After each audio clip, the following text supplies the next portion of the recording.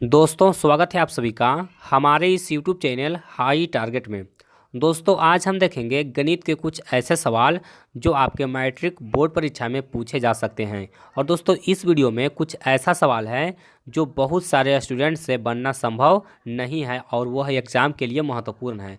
तो आप लोग वीडियो को शुरू से अंत तक जरूर देखिए। दोस्तों ज़्यादा लंबा वीडियो नहीं है, इसलिए आप लोग वीडियो को देख लीजिए, आपको सभी चैप्टर के गणित का रिवीजन हो जाएगा। और अगर आप लोग पहला वीडियो नहीं देखे हैं तो ये वीडियो देखने के बाद इसका पहला पार्ट जा करके देख लीजिए। तो चलिए हम लोग पहला क्वेश्चन से स्टार्ट करते हैं। जल्दी से वीडियो को लाइक कीजिए और अगर आप लोग चैनल पर नए हैं तो चैनल को भी सब्सक्राइब कर लीजिए। तो देखिए प्रश्न कहता है कि दो समरूप त्रिभुजों की भुजाएं 1:2 के अनुपात में है, तब इन त्रिभुजों के क्षेत्रफलों का अनुपात। तो देखिए इसको हम लोग कैसे बनाएंगे। एग्जाम में अगर इस तरह के प्रश्न पूछेगा तो आपको क्या करना है, कम समय बनाना है। तो शॉर्टकट में इसको कैसे बना सकते हैं, तो देखिए भुजाओं का अनुपात दिया हुआ है कितना, 1:2 और क्षेत्रफलों का अनुपात पूछा गया है। तो क्या करना है, सीधे दोनों का स्क्वायर कर देना है। 1 का स्क्वायर करेंगे 1 आएगा और 2 का स्क्वायर करेंगे कितना आएगा, 4 आएगा। ध्यान देना है कि क्या पूछा गया है, क्षेत्रफलों का अनुपात पूछा गया है। अगर क्षेत्रफलों का अनुपात दे दे और भुजाओं का अनुपात पूछे तो सीधे क्या करना है, दोनों का अंडर रूट कर देना है। इस तरह के सवाल को इस तरह से बनाना है। चलिए उसके बाद देखिए 34वां सवाल। 34वां सवाल है जो बहुत महत्वपूर्ण है, ये बहुत सारे स्टूडेंट से हल करना संभव नहीं है, तो इसको आप लोग देख लीजिए। देखिए कहता है कि समबाहु त्रिभुज एबीसी में यदि एडी लंब बीसी तो कहता है कि AB स्क्वायर बटा AD स्क्वायर बराबर क्या होगा। तो देखिए दोस्तों यहाँ पर क्या दिया हुआ है, समबाहु त्रिभुज दिया हुआ है, यानी कि तीनों भुजा है वो आपस में बराबर है। यानी कि AB बराबर क्या है BC बराबर क्या है AC, और यहाँ पर AD है वो किस पर लंब है, तो BC पर लंब है। तो जब इस तरह का कंडीशन होता है तो इसमें एक थ्योरम होता है 3AB स्क्वायर बराबर 4AD स्क्वायर। क्या होता है, 3AB स्क्वायर बराबर 4AD स्क्वायर होता है। इसको आप लोग ध्यान में रखिए, ये आपको थ्योरम पढ़ना है। आप अपना बुक पलट करके देख लीजिए कि जब त्रिभुज ABC में अगर AD लंब रहेगा BC पर तो 3AB स्क्वायर बराबर हो जाएगा क्या चीज़, 4AD स्क्वायर। अब देखिए AD को इस तरफ लाएंगे और 3 को इस तरफ ले जाएंगे तो AB स्क्वायर बटा AD स्क्वायर बराबर क्या हो जाएगा, तो 4/3 हो जाएगा। क्या हो जाएगा, 4/3। यानी कि इसका सही उत्तर क्या हो जाएगा, इसका सही उत्तर हो जाएगा 4/3। दोस्तों इसको आपको याद रखना है, 3AB स्क्वायर बराबर 4AD स्क्वायर, तभी ये सवाल बनेगा।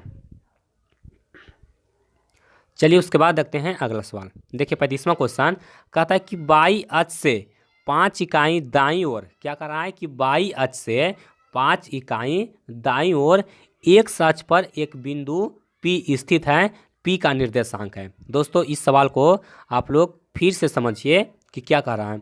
इस सवाल को कह रहा है कि बाई अक्ष से कहता है कि 5 इकाई दाईं ओर एक अक्ष पर एक बिंदु है, यानी कि इस तरह से मानिए कि एक्स और वाई अक्ष है। तो कहता है कि बाई अक्ष से 5 इकाई दाईं, यानी कि इसका दाहिना किस तरफ होगा, दाहिना इस तरफ हो जाएगा। इस तरफ कह रहा है कि एक्स अक्ष पर कोई बिंदु है, यानी कि एक्स अक्ष पर यहाँ पर कोई बिंदु है, यहाँ से 5 इकाई दूर पर। तो कह रहा है कि इसका निर्देशांक क्या होगा। तो दोस्तों इसका निर्देशांक कौन सा हो जाएगा, तो इसका निर्देशांक हो जाएगा यहाँ पर देखिए एक्स बराबर 5 होगा और वाई बराबर क्या हो जाएगा, 0 हो जाएगा, क्योंकि एक्स अक्ष पर है। तो इसका सही आंसर क्या है, ऑप्शन ए है 5,0।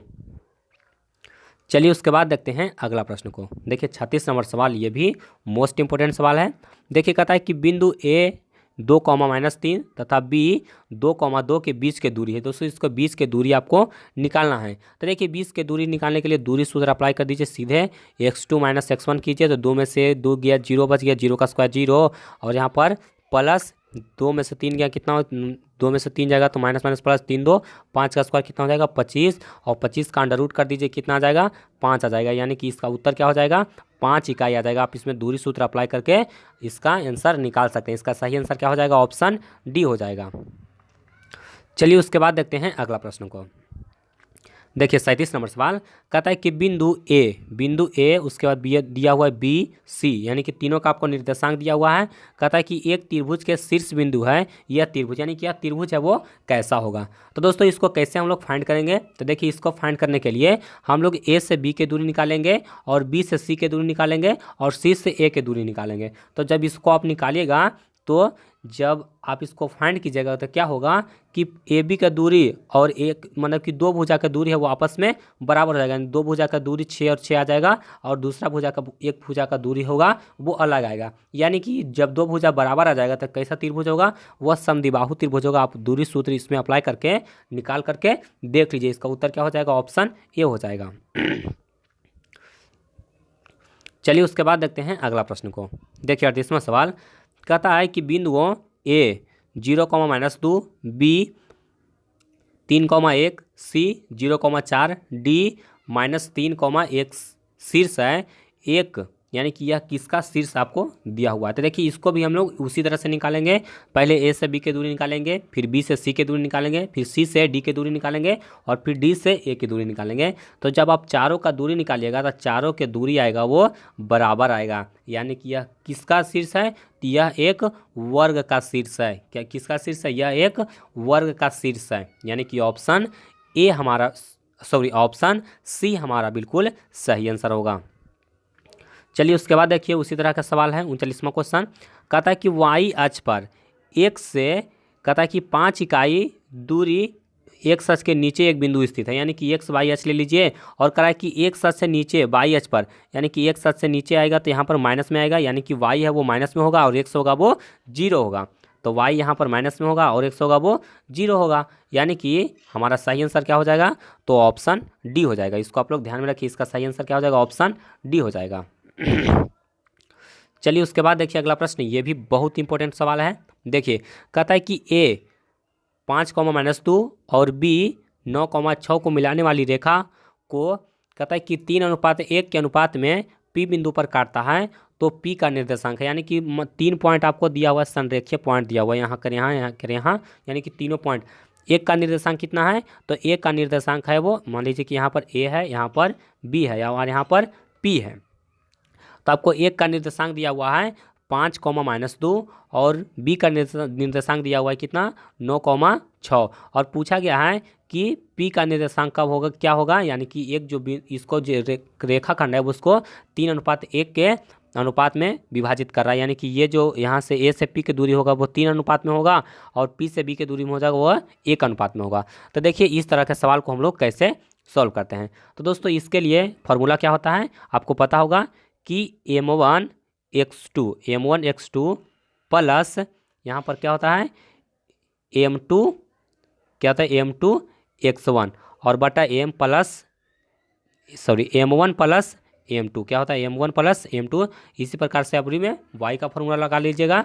तो जब इसको आप लोग सॉल्व कीजिएगा तो आपका उत्तर क्या आ जाएगा, आपका उत्तर आ जाएगा 8,4 आ जाएगा। इस फार्मूले पर इसको आपको बैठा देना है, आपका आंसर आ जाएगा। यहाँ पर बताना संभव नहीं है, अगर आप लोग कमेंट कीजिएगा तो इसका हम लोग सेपरेट वीडियो बना देंगे। इसका उत्तर क्या हो जाएगा, ऑप्शन डी हो जाएगा। आपको फार्मूला बता दिए और मान पुट करने के लिए आपको बता दिए कि मान पुट करके इसका आंसर आप लोग लेकर चलाइए। तो सबसे पहले आप लोग वीडियो रोकिए और इसका मान खुद से फाइंड कीजिए, उसके बाद ही वीडियो को आगे देखिए।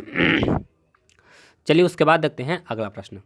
देखिए 41 नंबर क्वेश्चन कहता है कि cos 60 डिग्री +1 बटा cos 60 डिग्री -1 का मान निम्नलिखित में से कौन होगा। तो दोस्तों आप लोग जानते होंगे कि cos 60 डिग्री का वैल्यू होता है 1/2, तो ऊपर 1/2 +1 और नीचे 1/2 और -1, दोनों का एलसीएम लीजिए तो ऊपर हो जाएगा 3/2 और नीचे हो जाएगा -1/2, 2 से 2 कैंसिल, बच गया कितना, तो -3/1 बच गया, यानी कि -3/1 बटा को 1 में हम लोग नहीं लिखते हैं, इसलिए आंसर क्या हो जाएगा, तो -3 हो जाएगा, यानी कि ऑप्शन बी यहाँ पर बिल्कुल सही है। चलिए उसके बाद देखिए 42 नंबर सवाल भी मोस्ट इंपॉर्टेंट सवाल है। देखिए कहता है कि tan 60 डिग्री का मान है। दोस्तों tan 60 डिग्री का मान आपको याद करना पड़ेगा, इसका उत्तर हो जाएगा √3, यानी कि ऑप्शन ए इसका बिल्कुल सही आंसर है। चलिए उसके बाद देखिए अगला प्रश्न। देखिए कहता है कि sin 18 डिग्री बटा cos 72 डिग्री का मान क्या होगा। दोस्तों इसमें आपको मान पुट नहीं करना है, सीधे एक को चेंज करके बराबर कर देना है, यानी कि अगर sin 18 डिग्री को अगर चेंज कीजिएगा तो cos 72 डिग्री में चेंज हो जाएगा, और दोनों को बॉटम करेंगे इसलिए इसका वैल्यू कितना आ जाएगा, 1 आ जाएगा। तो इसको इस तरह से आपको सॉल्व करना है। अब देखिए अगला प्रश्न, आपको सीधे फॉर्मूला दे दिया है कि tan a बराबर क्या होगा, तो tan a बराबर क्या होगा, तो cot 90 डिग्री माइनस ए हो जाएगा। क्या हो जाएगा, cot 90 डिग्री माइनस ए। 44 का सही आंसर कौन हो जाएगा, तो 44 का सही आंसर यहाँ पर 77 नहीं होगा, 77 को काट दीजिए, क्या हो जाएगा, cot 90 डिग्री माइनस ए, यानी कि ऑप्शन ए यहाँ पर बिल्कुल सही है। चलिए उसके बाद देखिए 45वां क्वेश्चन कहता है कि यदि साइन ए बराबर 3/4, यदि साइन ए बराबर 3/4 तो कॉस ए का वैल्यू आपको पूछा गया है, तो क्या करना है, साइन थीटा बराबर क्या होता है, P/H होता है, तो P का वैल्यू आपको दिया हुआ है कितना 3, और H का वैल्यू कितना दिया हुआ है 5, तो आपको B का वैल्यू निकालना है, सॉरी 4 दिया हुआ है, तो B का H का वैल्यू आपको B का वैल्यू निकालना है, तो B का वैल्यू H² यानी कि 16 - 3 की जगह नहीं, सॉरी H का वैल्यू दिया हुआ है, तो आपको क्या करना है, आपको निकालना है वैल्यू किसका, तो आपको वैल्यू निकालना है B का। जब B का वैल्यू आपको निकालना है तो क्या करेंगे, तो B बराबर हो जाएगा √H² माइनस P², तो 4 का स्क्वायर कितना हो जाएगा 16, और -3 का स्क्वायर हो जाएगा 9, 3 × 9 यानी कि कितना गया √7 हो गया। और cos थीटा होता है B/H, तो B कितना दिया हुआ है, तो B आ गया √7, तो यहाँ पर हो जाएगा कितना √7/4, यानी कि 45 का सही आंसर कौन सा हो जाएगा, तो ऑप्शन डी हो जाएगा। चलिए उसके बाद देखते हैं अगला प्रश्न। देखिए 46 नंबर सवाल कहता है कि निम्न में से किसका मान 0 के बराबर है। दोस्तों किसका मान 0 के बराबर होता है, तो आप लोग जानते होंगे कि क्या होता है कि साइन 0 डिग्री का वैल्यू कितना होता है 0 होता है, तो साइन 0 डिग्री आपको नहीं दिया हुआ है। उसके बाद साइन 90 डिग्री का मान होता है 1, उसके बाद कॉस 0 का वैल्यू होता है 1, और कॉस 90 डिग्री का वैल्यू होता है 0, यानी कि कॉस 90 डिग्री आपको इसमें दिया हुआ है, तो इसका मान क्या हो जाएगा 0 हो जाएगा। तो हमारा सही आंसर क्या हो जाएगा, ऑप्शन बी हो जाएगा। चलिए उसके बाद देखिए 43वां क्वेश्चन, ये फिगर वाला सवाल है, इसलिए इससे डरिए नहीं, इससे आपका ये मैथ है जो और आसान से बनेगा। देखिए कहता है कि पीटी क्या है, दी चित्र में ओ केंद्र वाले मैंने कि वृत्त की एक स्पर्श रेखा है। कहता है कि OT बराबर 3, OT बराबर आपको दिया हुआ है 3, और OP बराबर कितना दिया हुआ है 5 दिया हुआ है, और आपको PT का वैल्यू निकालना है। तो आप लोग जानते होंगे कि ये कोण आपको बन रहा है कितना 90 डिग्री, तो ये हो गया कर्ण, ये हो गया आधार, तो आपको लंब निकालना है। तो सीधे 5 का स्क्वायर 25 में से 9 घटाइए 16, 16 का वैल्यू √16 का वैल्यू कितना गया 4 आ गया, यानी कि PT का वैल्यू कितना आ गया, तो PT का वैल्यू आ गया 4, यानी कि ऑप्शन ए यहाँ पर बिल्कुल सही है। चलिए उसके बाद देखते हैं अगला प्रश्न। देखिए 48 नंबर सवाल, ये भी मोस्ट इंपॉर्टेंट है।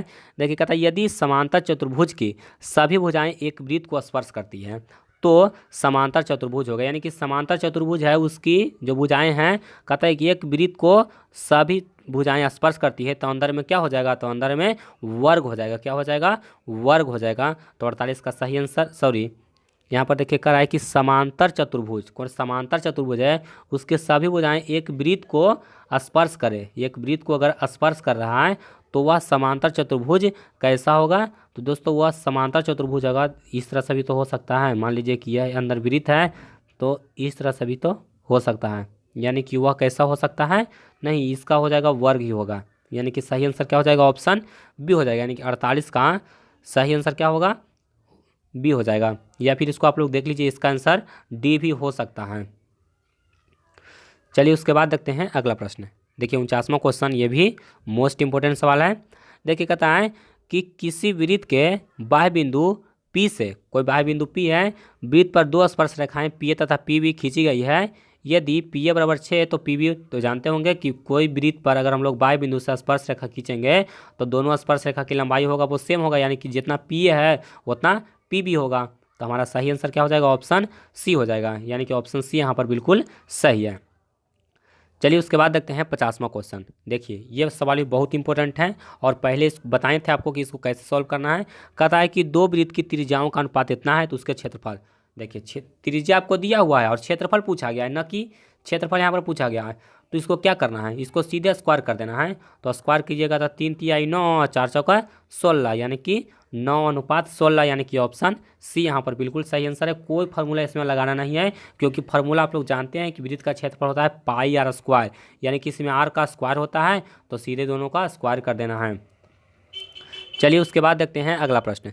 देखिए कहता है कि यदि एक वृत्त का परिमाप और क्षेत्रफल संख्यात्मक रूप से समान है तो वृत्त की त्रिज्या है। दोस्तों कह रहा है कि एक वृत्त का परिमाप यानी कि वृत्त का परिमाप क्या होता है 2πr होता है, और कह रहा है कि πr यानी कि कह रहा है कि इसका क्षेत्रफल क्या होता है πr² होता है, πr² होता है।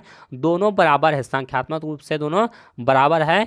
तो कहता है कि वृत्त की त्रिज्या क्या होगा, तो वृत्त की त्रिज्या आपको फाइंड करना है। तो देखिए पाई से पाई कैंसिल हो गया, पाई से पाई कैंसिल और एक आर से एक आर कैंसिल हो गया, यानी कि 2 बराबर कितना बच गया, 2 बराबर आर बच गया, यानी कि आर का मान कितना आ गया, तो आर का जो वैल्यू आ गया वो 2 मात्रक आ गया, यानी कि ये कॉमन का जो सही उत्तर हो जाएगा वो हो जाएगा ऑप्शन ए हो जाएगा 2 इकाई।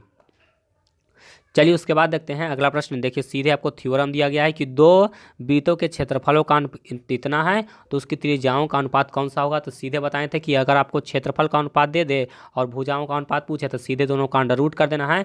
एक्स स्क्वायर का कीजिएगा तो एक्स आएगा और वाई स्क्वायर का कीजिएगा तो वाई आएगा, यानी कि एक्स वाई इसका सही उत्तर होगा, यानी कि ऑप्शन डी यहाँ पर बिल्कुल सही आंसर है। चलिए उसके बाद देखते हैं अगला प्रश्न। देखिए 53 नंबर सवाल कहता है कि यदि किसी वृत्त की त्रिज्या के गुनी कर दी जाए तो पुराने और नए वृत्त के क्षेत्रफलों का अनुपात होगा, यानी कि के गुना बढ़ा रहा है, यानी कि के यहाँ पर कांस्टेंट है, 2 गुना 4 गुना 6 गुना 8 गुना कितना गुना भी बढ़ा दे। तो आप लोग जानते हैं कि वृत्त का त्रिज्या क्या होता है, सॉरी क्षेत्रफल क्या होता है, पाई आर स्क्वायर होता है। क्या होता है, सॉरी क्या होता है, पाई आर स्क्वायर होता है। तो आप लोग ध्यान दीजिए पाई आर स्क्वायर। तो मान लीजिए कि यहाँ पर आर कई गुना बढ़ा रहा है, ठीक है, तो यहाँ पर मान लीजिए 2 गुना बढ़ाएगा तो 2 का भी स्क्वायर होगा, अगर 4 गुना बढ़ाएगा तो 4 का स्क्वायर होगा, यानी कि यहाँ पर स्क्वायर हो जाएगा। तो क्षेत्रफल होगा 1 अनुपात के स्क्वायर, क्या होगा 1 अनुपात के स्क्वायर, यानी कि 53 का सही आंसर क्या होगा, ऑप्शन सी होगा, यानी कि के कांस्टेंट है तो जितना त्रिज्या बढ़ाएगा तो उसमें हम लोग गुना करेंगे तो वो भी बढ़ेगा उतना ही गुना। चलिए उसके बाद देख लीजिए अगला प्रश्न कहता है कि एक बेलन का व्यास 28 सेंटीमीटर है, उसकी ऊंचाई 20 सेंटीमीटर है, बेलन का कुल पृष्ठीय क्षेत्रफल। तो दोस्तों ये बहुत आसान सा क्वेश्चन है, इसमें आपको फॉर्मूला अप्लाई कर देना है, क्या चीज़, तो बेलन का कुल पृष्ठ का क्षेत्रफल क्या होता है, क्या होता है 2 pi r into r plus h, क्या होता है 2 pi r into r plus h. और दोस्तों इसमें आपको मान पुट कर देना है, इसका जब हम लोग मान पुट कीजिएगा तो आपको 2992 सेंटीमीटर स्क्वायर इसका आंसर आएगा। तो इसका सही आंसर क्या है, ऑप्शन बी है। जल्दी से इस फॉर्मूले में सभी मान को पुट कीजिए। सॉरी यहाँ पर 28 व्यास दिया हुआ है तो आप 28 के जगह पर 14 कर लीजिएगा, क्योंकि त्रिज्या यहाँ पर रखना है तो इसका त्रिज्या कितना होगा 14 सेंटीमीटर होगा। तो आर के जगह पर 28 नहीं रखिएगा 14 रखिएगा। चलिए उसके बाद देखिए 55वां क्वेश्चन। देखिए कहता है कि समान ऊंचाई वाले 2 समबेलनों का आयतन का अनुपात इतना दिया हुआ है, ठीक है, और करा है कि वक्र पृष्ठ क्षेत्रफलों का अनुपात। तो दोस्तों यहाँ पर आयतन का अनुपात इतना दिया हुआ है, तो आप लोग जानते होंगे कि बेलन के में आयतन क्या होता है, आर स्क्वायर एच होता है, पाई स्क्वायर एच। तो यहाँ पर आर पहले निकालेगा तो कितना आएगा, आर निकालेगा तो 3 का स्क्वायर और यहाँ पर 3 अनुपात 4 आ गया। और वक्र पृष्ठ में क्या होता है 2 पाई आर एच होता है, यानी कि इसमें आर सेम रहता है, तो यहाँ पर 3 अनुपात 4 इसका आंसर हो जाएगा, यानी कि ऑप्शन सी यहाँ पर बिल्कुल सही आंसर। देखिए फॉर्मूला समझिएगा क्या होता है, आयतन क्या होता है पाई आर स्क्वायर एच, तो आर यहाँ पर स्क्वायर हो रहा है इसलिए आर निकालेंगे पहले, तो आर के लिए इसको अंडर रूट कर देंगे, और वक्र पृष्ठ क्षेत्रफल सिर्फ आर एच होता है 2 पाई आर एच, तो यहाँ पर आर आर ही रह जाएगा, यानी कि ना तो स्क्वायर होगा ना ही तो रूट होगा, तो यहाँ पर 3 अनुपात 4 इसका सही आंसर हो जाएगा। चलिए उसके बाद देखिए 56वां क्वेश्चन बहुत बार आ चुका है एग्जाम में कि संचयी बारंबारता वक्र कहलाता है। तो संचयी बारंबारता का वक्र क्या कहलाता है, त्वरण कहलाता है। क्या कहलाता है, त्वरण कहलाता है, यानी कि ऑप्शन ए यहाँ पर बिल्कुल सही होगा। चलिए उसके बाद देखिए 57 नंबर सवाल कहता है कि वर्ग अंतराल 10 से 20 का वर्ग चिन्ह। तो दोस्तों वर्ग चिन्ह निकालने के लिए जब पूछ दिया तो सीधे क्या करना है, दोनों को जोड़ करके 2 से भाग कर देना है। तो 20 और 10 30, 1/2 की जगह तो 15, वर्ग चिन्ह कितना आ गया, तो 15 आ गया, यानी कि ऑप्शन बी यहाँ पर बिल्कुल सही होगा। चलिए उसके बाद देखिए 58 नंबर सवाल कहता है कि प्राप्तांक इतना दिया हुआ है कि माध्यिका, आपको माध्यिका निकालना है तो क्या करना है, सीधे इसको असेंडिंग या फिर डिसेंडिंग ऑर्डर में सरिया देना है। जो बीच वाला होगा वो इसका माध्यिका होगा। तो कितना संख्या है, 1 2 3 4 5 6 7 संख्या है, तो 7 संख्या 3 संख्या के बाद जो होगा वो माध्यिका होगा। तो पहला छोटा संख्या कितना 0 है, दूसरा कितना है 2 है, तीसरा क्या है 3 है, चौथा क्या है तो 5 है, तो 5 यहाँ पर माध्यिका हो जाएगा। तो देखिए 5 माध्यिका ऑप्शन में नहीं दिया हुआ है, यानी कि इसका आंसर क्या हो जाएगा, ऑप्शन डी हो जाएगा। क्या हो जाएगा, ऑप्शन डी हो जाएगा, यानी कि इसका माध्यिका कितना है 5 है। चलिए उसके बाद देखिए अगला प्रश्न। देखिए 59 नंबर सवाल, ये भी मोस्ट इंपॉर्टेंट सवाल है। कहता है 2 पासे को एक साथ फेंकने पर दोनों पर समान संख्या पाने की क्या प्रायिकता है। तो देखिए जब 2 पासा को एक बार फेंकेंगे तो टोटल कितना परिणाम आ सकते हैं, तो 6 गुना 6 यानी कि टोटल 36 परिणाम आ सकते हैं। और सेम संख्या होगा कितना, तो 6, यानी कि 1 1 होगा, 2 2 होगा, 3 3 होगा, 4 4 होगा, 5 5 होगा और 6 6। तो 6/36 कीजिएगा तो कितना प्रायिकता आ गया, 1/6 आ गया, यानी कि हमारा सही आंसर कौन सा होगा, ऑप्शन बी हो जाएगा। चलिए अब देखते हैं लास्ट प्रश्न। और दोस्तों अंत भला तो सब भला।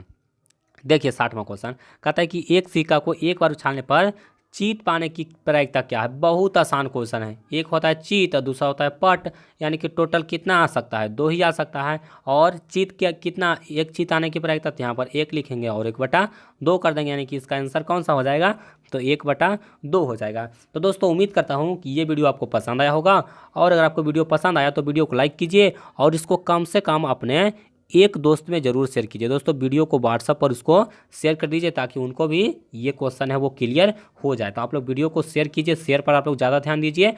और अगर आप लोग चैनल पर नए हैं तो चैनल को भी सब्सक्राइब कर लीजिए, क्योंकि इस पर हम मैट्रिक की बेहतर तैयारी कराते हैं और ये 2 साल से तैयारी करा रहे हैं। तो आज के लिए बस इतना ही, मिलते हैं आपको अगले वीडियो में।